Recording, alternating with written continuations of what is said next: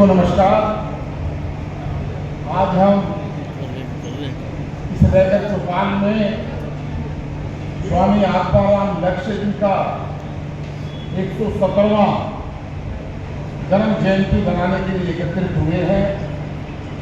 इतनी बड़ी संख्या में आप सब लोग यहाँ पर आए हैं। मैं आपका हार्दिक अभिनंदन करता हूँ, आपका स्वागत करता हूँ।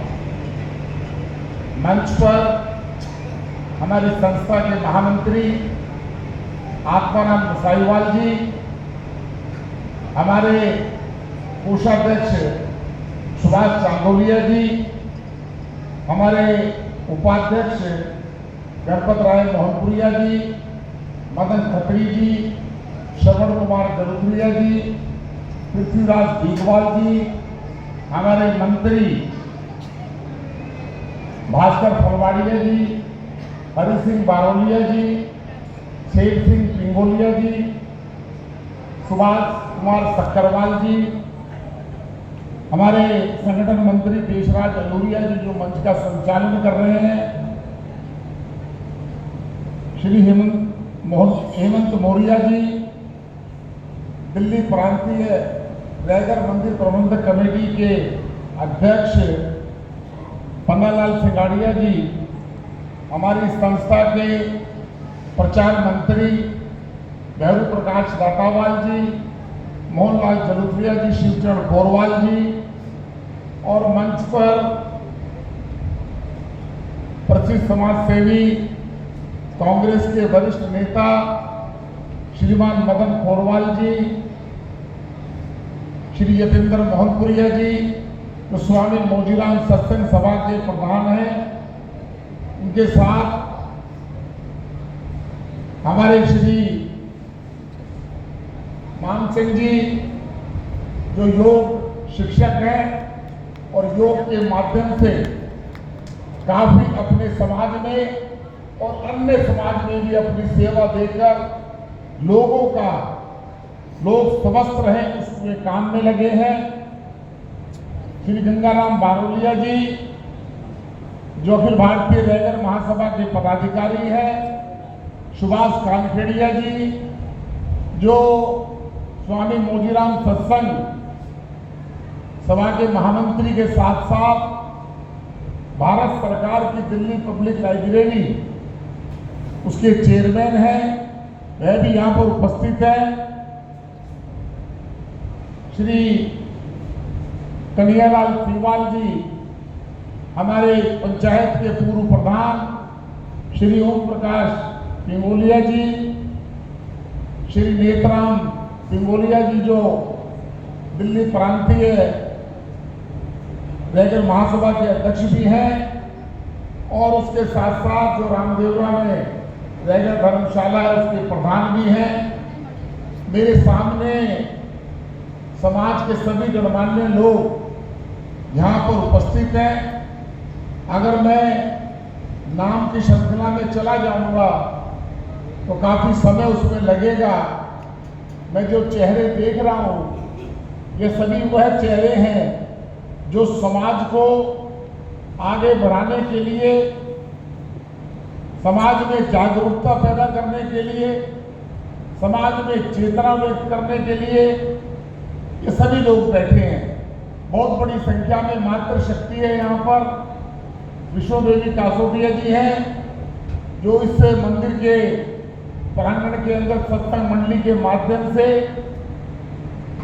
धर्म कर्म में रुचि रखते हुए इस मंदिर की गरिमा को बढ़ाने का काम करती हैं।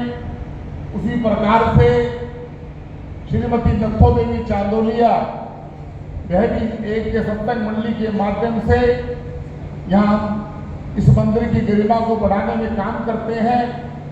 और जैसा मैंने कहा हमारी बहुत सारी बहनें जो योग शिक्षिका हैं वह भी अपना समाज में योगदान करती हैं। क्षेत्रीय पंचायतों के भी कई अध्यक्ष और प्रमुख लोग आए हुए हैं, मैं देख रहा हूँ मेरे सामने बैठे हैं। मित्रों, आज हम स्वामी आत्माराम लक्ष्य जी का जन्म दिवस मनाने के लिए इकट्ठे हुए हैं। जब हमने संस्था का गठन किया था तभी से लगातार हम इस जन्म जयंती के कार्यक्रम को मनाते हैं। मुझे याद है जब मैं बहुत छोटा था तो स्वर्गीय बिहारी लाल जागृत जी, उन्होंने आत्माराम लक्ष्य संस्थान बनाया था और मैं बहुत ही कम आयु में उस संस्था का महामंत्री था।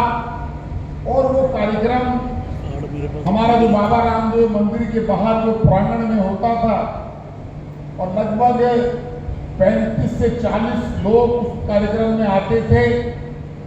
और होता ये था, आते सब प्रमुख लोग थे, लेकिन जिसने अपना भाषण दिया और वही वहां से चल पड़ता था, दूसरे का भाषण नहीं सुनता था। मुझे इस बात की खुशी है कि हमारा स्वामी आत्माराम लक्ष्य जन्मोत्सव समारोह समिति के नाम से हमने काफी वर्ष तक इस संगठन को चलाया। मेरा प्रयास रहा कि हम इस संस्थान को, इसको ऐसा संस्थान बनाएं जिससे वो केवल जन्मोत्सव को दर्शाता था। संस्थान का मतलब ये होता है उसके अंदर हम बड़ी से बड़ी एक्टिविटी करें। हम सरकार से कुछ लेने के अधिकारी बने। उसके लिए पिछले कई वर्षों से हमने स्वामी आत्माराम लक्ष्य संस्थान को उसी रास्ते पर चलाने का प्रयास किया है, जिससे सरकार से हमारे समाज के लिए, शैक्षणिक उत्थान के लिए, हमारे समाज में लोगों को रोजगार देने के लिए, हमारे समाज के अंदर महिला शक्ति को ताकत देने के लिए जो जो भारत सरकार की योजनाएं हैं, उन सब योजनाओं से हम इसको जोड़ना चाहते हैं। वह तभी संभव है कि हमारा संगठन रजिस्टर हो, हमारा संगठन की एक्टिविटी क्या हो।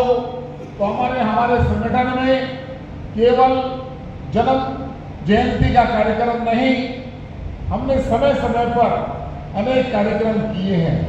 हमने स्वामी आत्माराम लक्ष्य जन्मोत्सव समारोह समिति और संस्थान के माध्यम से हमने यहाँ पर कई कैंप लगाए, जिसके अंदर चश्मा वितरण भी हुआ, हेल्थ चेकअप कैंप लगाए, बहुत सारे काम किए, शिक्षा के ऊपर गोष्ठी की। तो जो भी हमारे बड़े अधिकारी थे वो इसी बात को कहते थे कि आप जो है शिक्षा के ऊपर ध्यान दीजिए। और मैं जब भी मैं बोलता हूं तो मैं 2-3 चीजों का मैं बड़ा ध्यान रखता हूं कि हमारे समाज में हमारी संस्थाएं बहुत है, हमारा समाज भी बहुत बड़ा है, लेकिन हम कई बार कुछ टुकड़ों में बंटकर अपनी ताकत को एहसास नहीं करा सकते। मैं कहना चाहता हूं कि जो भी हमारी संस्था है, सब मिलकर प्रत्येक संस्था को मजबूत करने का काम करेंगे, तभी हमारा समाज और समाजों के बराबर इकट्ठा होकर आएगा। रामजीलाल गोकोलिया जी हमारे प्रधान है, पुष्पांजलि कर मंच पर आएंगे। हमें दूसरों से सीखने की आवश्यकता है और उसका मैं सीधा सीधा उदाहरण अगर आपको दूं, अभी जब मेरा नाम लिया गया कि योगेंद्र चंदोलिया उत्तर पश्चिम लोकसभा से सांसद हैं, मैं कहना चाहता हूं आपको कि मैं उस लोकसभा क्षेत्र से सांसद हूं जहां पर रैगर समाज के मैक्सिमम अगर हम गिन लेंगे तो 20 से 25 हजार वोट होंगे। ठीक कहा मदन गोरवाल जी ने, जब हमारी यहां ताकत थी, स्वर्गीय श्रीमती सुंदरवती नवल प्रभाकर 1984 से लेकर 89 तक रैगर समाज के नाते उन्होंने इस क्षेत्र के अंदर अपनी भूमिका निभाई थी। उसके बाद 98 के अंदर सुरेंद्रपाल राटावाल जी को भारतीय जनता पार्टी ने टिकट दिया। उसके बाद 2009 में स्वर्गीय श्रीमती मीरा कंवरिया जी को, जिस लोकसभा से मैं जीत कर आया हूं, उसी लोकसभा का उनको टिकट दिया था। दुर्भाग्यवश वह चुनाव हार गई। मैं 2014 में जब टिकट मांगने के लिए गया कि मैं वहां चुनाव लड़ना चाहता हूं, जो भी दिवंगत है हमारी पार्टी के वरिष्ठ नेता सुषमा स्वराज जी के पास जब मैं गया तो उन्होंने कहा, योगेंद्र तुम्हें हम वहां पर कंसीडर नहीं करेंगे, तुम्हारी बिरादरी वहां पर नहीं है।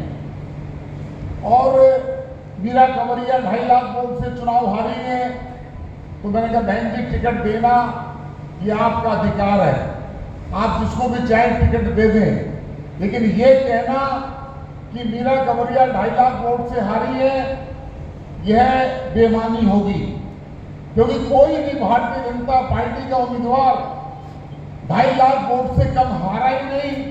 तो अगर मीरा कंवरिया भी 2.5 लाख वोट से हारी है, अगर वो 4 लाख वोट से हार जाती तो मैं मान सकता था कि कहीं ना कहीं गड़बड़ हुई है। मुझे टिकट नहीं मिला, मैं संगठन में लगातार काम करता रहा और मैं आपको बताना चाहता हूं इस चुनाव के अंदर भी आखिर समय तक एक ही प्रश्न मेरी पार्टी के सामने था कि योगेंद्र चंदोलिया की बिरादरी रैगर समाज वहां पर नहीं है। और ये काफी लोगों ने, जो दूसरे लोग टिकट मांग रहे थे, वे डेलीगेशन जा जाकर मिल रहे थे, लेकिन भारतीय जनता पार्टी ने मुझे प्रदेश का महामंत्री बना दिया था। महामंत्री के नाते मैंने अपने पूरे क्षेत्र में काम करते हुए मैं वहां भी काम करता था।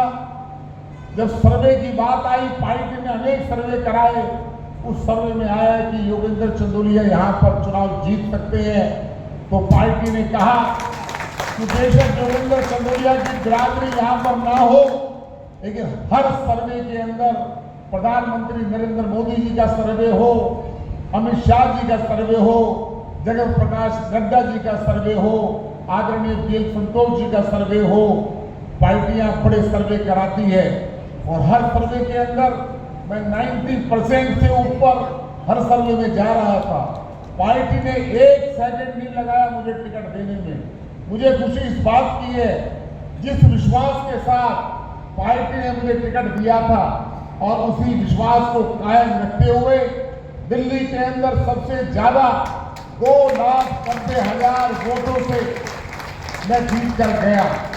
मेरे रैगर समाज के जो लोग यहाँ रहते थे, बेशक वो वहां ना जा पाए हों, लेकिन सभी की दुआ ये थी कि हमारे को लगभग 89 के बाद बहुत समय बाद हमें ये मौका मिल रहा है। और वो मौका मुझे मेरिट के ऊपर नहीं मिला, रैगर समाज की मेरिट पे नहीं मिला, मुझे मौका मिला जनरल कैटेगरी के अंदर कि रैगर समाज का व्यक्ति यहाँ जीत सकता है। तो वो मैंने सिद्ध किया और मैं जहां जहां जाता था और वहां लोग मुझे कहते थे, और मैंने पार्टी हाईकमान में कह दिया था कि दिल्ली में सबसे ज्यादा वोट से मैं चुनाव जीत कर आऊंगा, क्योंकि जब मैं लोगों के पास जाता था तो लोगों के मैं चेहरे देखता था और मैंने बड़ी ताकत से चुनाव लड़ा। अब मैं आपसे निवेदन करना चाहता हूं, मुझे राजस्थान से, मध्य प्रदेश से, इंदौर से, पंजाब से, हरियाणा से लगातार लोगों के फोन आते हैं। लोगों में एक खुशी है, जागृति है कि हमारे समाज का व्यक्ति लोकसभा में चला गया। मैं आपको बताना चाहता हूं, मेरे क्षेत्र की समस्याओं के लिए मात्र 12 दिन के सेशन के अंदर मैंने 3 बार अपने क्षेत्र की आवाज को उठाया। नेताराम जी बैठे हैं, वहां लोगों को लगा दिया कि योगेंद्र चंदोलिया अगर 10 साल पहले हमारे यहाँ का एमपी बन जाता तो आज उत्तर पश्चिम जिला बेहाल नहीं होता। मैं आपको विश्वास दिलाना चाहता हूं, मैं समाज का नाम रोशन करूंगा, लेकिन आपका सहयोग भी मुझे चाहिए। आपके सहयोग के बगैर ये काम नहीं हो सकता। हर व्यक्ति का अपना अपना पंचायत काम करती है, पंचायत अच्छे तरीके से काम करे, स्वामी आत्माराम लक्ष्य संस्थान अच्छे तरीके से काम करे, हमारी मंदिर प्रबंधक कमेटी अच्छे तरीके से काम करे, मोदीराम सत्संग सभा अपने अच्छे तरीके से काम करे, मामचंद जी तोड़गरिया जो हमें योग के माध्यम से लोगों को जोड़ने का काम करे, हमारा विष्णु मंदिर अच्छे तरीके से हमने विष्णु मंदिर बनाया था, रामस्वरूप जी यहाँ पर नहीं है। हमारी एक एक समाज की प्रॉपर्टी को हमें पकड़ लेना चाहिए और उस पर कंस्ट्रक्शन कर देनी चाहिए। अगर उसके ऊपर हमने किसी समय कंस्ट्रक्शन नहीं की तो मैं मानता हूं कि वर्षों तक हम पिछड़ जाएंगे। हमें सारे बातों को छोड़कर अपने समाज की हर प्रॉपर्टी को मजबूत करना चाहिए। मैं ध्यान दिलाना चाहता हूं, जब मैं भाषण देता हूं तो मैं चिरंजीलाल गोकोलिया जी का नाम लेता हूं, मैं शंभुदयाल गाड़ेगांव जी का नाम लेता हूं, मैं रामचंद्र खोरवाल जी का नाम लेता हूं। आज जो ये जगह है, इस जगह को अगर हमारे समाज के लोगों ने बचा के नहीं रखा होता तो आज हम इस जगह पर नहीं बैठ सकते थे, इस जगह पर नहीं बैठ सकते थे। हमारे जगदीशन दोतानिया जी, उनकी जो सोच थी, उन्होंने बहुत अच्छे तरीके से बहुत मेहनत करके उनकी टीम ने, भागवत परसोया जी हो, लक्ष्मणदास जाजोरिया जी हो, हमारे आत्माराम गुसाईवाल जी हो, श्रवण कुमार जलूधरिया जी हो, हमारे लेखा निरीक्षक रघुवीर सिंगाड़िया जी हो, ज्ञान जी कार्यकारिणी हो और वर्तमान में पन्नालाल सिंगाड़िया जी हो। मैं देखता हूँ शमशान घाट की जो स्थिति थी, जब मैं 2012 में स्टैंडिंग कमेटी का चेयरमैन था, उस समय शमशान घाट को मैंने ऐलान कराया था। मैंने 2 शमशान घाट ऐलान कराए थे, एक सतरगढ़ का और एक निगमबोध घाट का। आज पन्नालाल सिंगाड़िया जी ने हमारे शमशान घाट को अपने पैसों के अलावा, बहुत लोग हैं जिन्होंने उसमें सहयोग दिया है, लेकिन उसके अलावा बड़े लोगों का सहयोग लेकर हम शमशान घाट एक बार चले जाते हैं तो कहते हैं कि नहाऊं या ना नहाऊं, 24 घंटे वहां काम करना। और जब से पन्नालाल जी यहाँ कार्यवाहक प्रधान बने हैं, हाथ में झाड़ू पकड़कर किस प्रकार से एक एक चीज को सफाई हो जाए, सही सुव्यवस्थित हो जाए। कई वर्षों से हमने बाहर पानी की प्याऊ नहीं थी, हम प्रयास करते रहते थे, लेकिन कोई इनिशिएटिव लेने वाला होगा तो प्याऊ भी आज लग गई। कितने लोग दुआ देते होंगे कि रतिया वाली प्याऊ पर लोग ठंडा पानी पीते हैं। हमारे जगदीश दोतानिया जी ने, उनकी टीम ने जिस प्रकार से हमारा वहां पर बाबा रामदेव मंदिर के अंदर किस प्रकार से वहां पर छात्रावास बनाया है, उस छात्रावास में अभी राजस्थान से आने वालों की संख्या किसी कारण से कम है, लेकिन वो भी एक मील का पत्थर साबित होगा। मैं आपको बताना चाहता हूं, अभी एक दुकान हमारी मंदिर प्रबंधक कमेटी ने खाली कराई है, उस दुकान के साथ दूसरी दुकान है। मैं आपको विश्वास दिलाना चाहता हूं, ज्यादा समय की बात नहीं है, वह दुकान भी हम खाली कराने में कामयाब हो जाएंगे और कोर्ट के माध्यम से भी और बगैर कोर्ट के माध्यम से भी। मैं दोनों ऑप्शन आपको बता रहा हूं, मैं बातचीत करने में लगा हूं। समाज की प्रॉपर्टियों को बचाने का हमारा, जिन लोगों ने समाज की प्रॉपर्टियां बचाई थी, हमारा अब ये जिम्मेदारी है, उन प्रॉपर्टियों को हमें मजबूत करना है, वहां पर नींव डालनी है। मुझे याद है यहाँ पर होशियार सिंह जी हमारे नहीं है, हमारे राजेंद्र नाथ चांदोलिया जी आए थे, उस दिन मैं मंदिर के अंदर नहीं था और हमारे जगदीश दोतानिया जी को उन्होंने कहा कि रैगर शिक्षित जो समाज का एक गली नंबर 46 के अंदर 45 के अंदर एक प्लॉट है, उस प्लॉट के ऊपर वो प्रांत उनको देना चाहते थे, ये आप ले लीजिए वरना तो उस पर कब्जा हो जाएगा। मैंने होशियार सिंह जी से कहा था, होशियार सिंह जी आप बातचीत करके, दुर्भाग्य से वो पति पत्नी दोनों मर गए, वो कागज हमें मिल नहीं रहा, वह कागज भी अगर मिल जाएगा, कोई भी समाज का व्यक्ति आगे आकर उस पर कंस्ट्रक्शन कर समाज की सुविधाएं बढ़ाए, क्योंकि बहुत सारे लोग आज बाबा नगर के अंदर कोई जरा सी कोई व्यक्ति की आवश्यकता होती है तो उसको धर्मशाला की आवश्यकता होती है, ऐसी बढ़िया धर्मशाला बना सकते हैं। बाहर से लोग आते थे, पहले का जमाना था, हर घर के अंदर कोई भी आकर बाहर बैठ सकता था, सो सकता था। आज हम केवल एक फ्लैट नुमा क्षेत्र में आ गए हैं, हमें काम करने की आवश्यकता है। हम जितना और मेरा जितना उपयोग कर सकते हैं इस समाज के नाते, मैं आपके लिए सदैव आपके बीच में रहकर समाज का मैं नाम रोशन करने में कोई कसर नहीं छोड़ूंगा।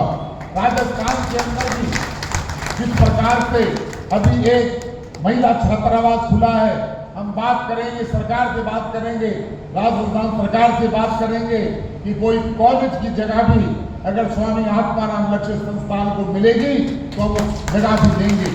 दूसरी हमारी एक धर्मशाला हरिद्वार के अंदर है।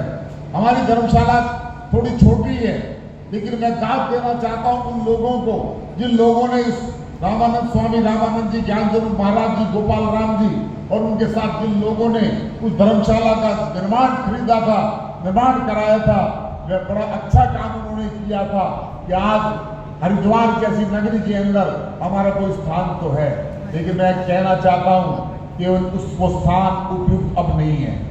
वहां पर अगर 2 बसें चली जाए तो लोग दिक्कत में आते हैं।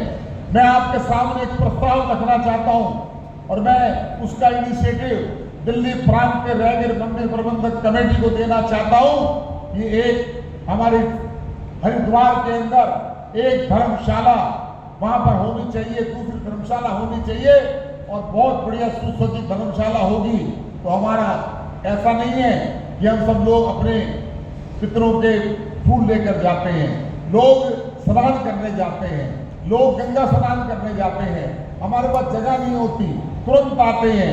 मैं वहां देखता हूं और अगर हम जमीन लेने में कामयाब हो गए तो मैं आपको विश्वास दिलाता हूं पैसा इकट्ठा करने में मैं 1% भी नहीं चूकूंगा और मेरे उत्तर पश्चिम क्षेत्र से भी मैं ज्यादा से ज्यादा पैसा लाने की मैं हिम्मत रख सकता हूं, ज्यादा से ज्यादा पैसा लाने की हिम्मत रख सकता हूं, क्योंकि उस क्षेत्र में एमपी बनने के बाद जो हमारा दायरा बढ़ा है, उस दायरे को, हमारे समाज को उस दायरे का फायदा उठाना चाहिए। इसलिए मैं आपके सामने प्रपोजल दे रहा हूं। हमारे भाई बैठे यादराम गाड़ेगावलिया जी बार बार मुझे कहते हैं कि एक बार इन्होंने भी एक विष्णु गार्डन के अंदर एक स्थान बनाया है पंचायत का, वो मेरे से तारीख मांगते रहते हैं, 2 साल हो गए।